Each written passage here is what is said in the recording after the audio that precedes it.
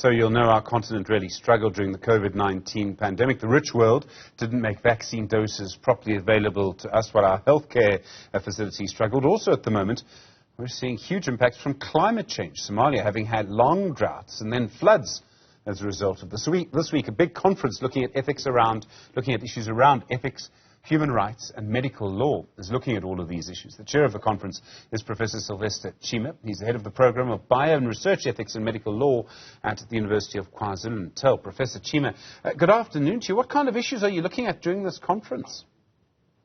Good afternoon, Stephen and the viewers. We'll be looking at issues of climate change and the issues on impact of public sector strikes. As you well know, sometime in 2022, we all woke up in the morning and we were confronted by this flooding in the south coast of KZN, which impacted on us and is still impacting on us to today.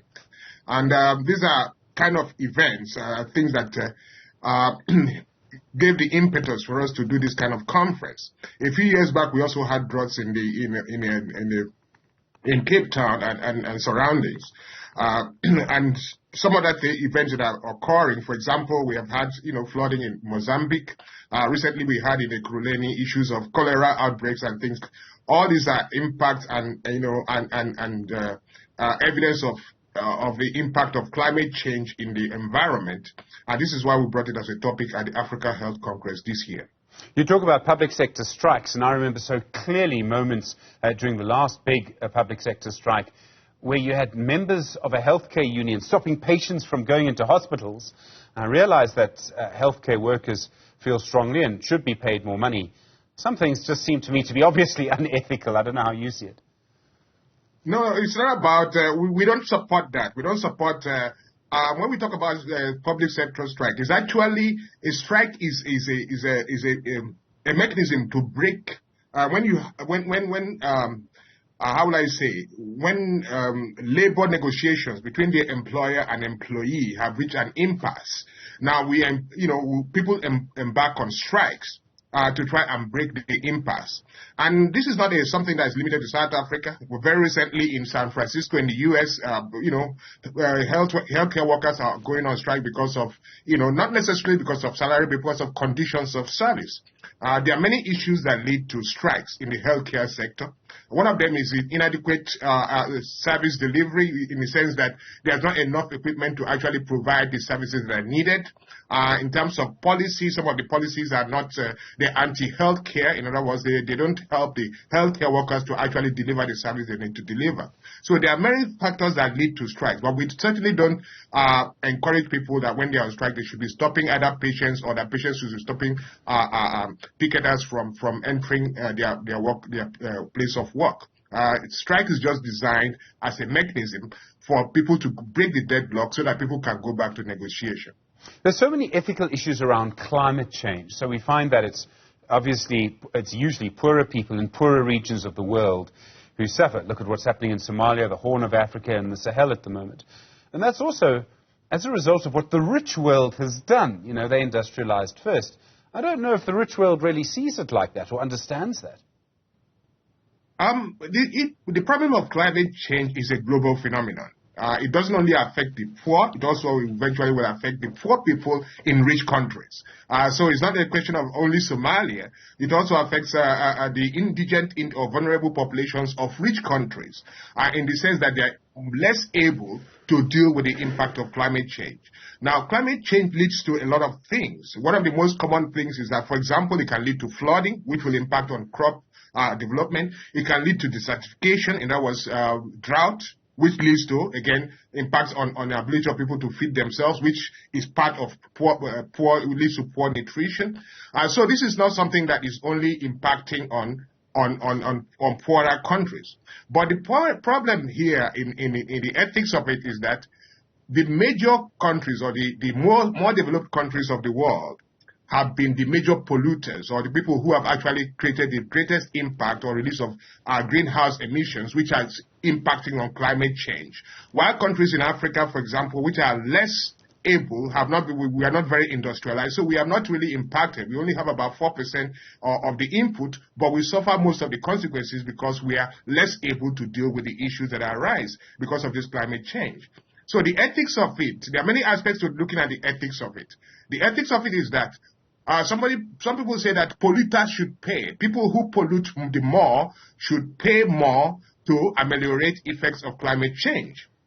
That is one way of looking at the ethics of it. The second way of looking at the ethics of it is that in the African environment, for example, Africans themselves, climate change is not something new. It's been occurring since the 1800s. It's only now it's because of the industrialization that has become more obvious. But Africans have been surviving for a long time. How do we survive? For example, if we have pastoralists, they move from areas of desertification of arid areas to more fertile areas where they can actually live. But because of this problem of boundaries and, migration policies and visas and things like that, this has impacted on the ability of Africans to actually take care of themselves, which goes back to the issue of Ubuntu. In other words, we should be our brother's keeper. We should understand that these are natural phenomena where some people, for example, if they're impacted by drought, have no choice than to move to other countries that are more fertile. And therefore, that's where the idea of Ubuntu ethics and environmental consideration should come in the African context. That's not removing the responsibility of governments to establish better policies like early warning systems, to find mechanisms. For example, we're looking at in South Africa, reducing coal, the use of coal and other sources of emissions of greenhouse gases. In alternative, providing more better sources of, for example, electricity or power supply. Those are some of the things that need to be discussed at Africa Health, and we have experts to look at it, to discuss the issues, both the ethics, at the Africa Health Congress, which is coming on the 17th to 19th next week. One of the things we see, Professor Chima, is that people and leaders will talk about ethics. They'll talk about various things around ethics all the time. I think it's quite difficult sometimes for people to force them to behave ethically. And I suppose what I'm talking about is the idea that all of us think about ethics first. And we can use different words to describe that. I mean, maybe some people would say ethics, some people might say Ubuntu first, or whatever choice, whatever they choose. How do we, I suppose, almost force our leaders to behave ethically, Professor Chima? I realize that's a big question. No, that's part of education. Let's put it that way. That is why we need to have conferences like this so that we can better educate our policymakers to understand the philosophical implications of the actions that they take.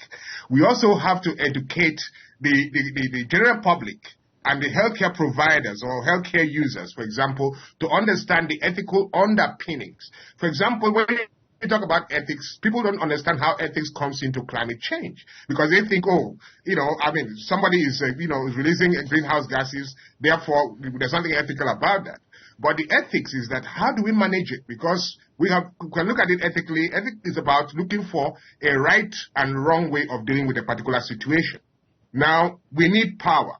We know that. We need water. You know that. But there's not enough water to go around. And the means of producing power, for example, using coal, creates climate change. So how do we balance those needs and requirements in an ethical way so that it has less impact on the population?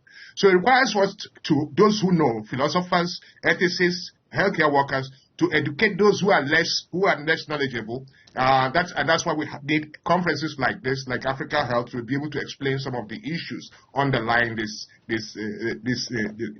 concerns, or how to ameliorate some of these problems. Professor Sylvester Chima, the head of the conference, thank you, and head of the program of Bio and Research Ethics in Medical Law at the University of KwaZulu-Natal. Really appreciate the time. Well, more on our theme of the day, our focus on crime. That to continue in a moment.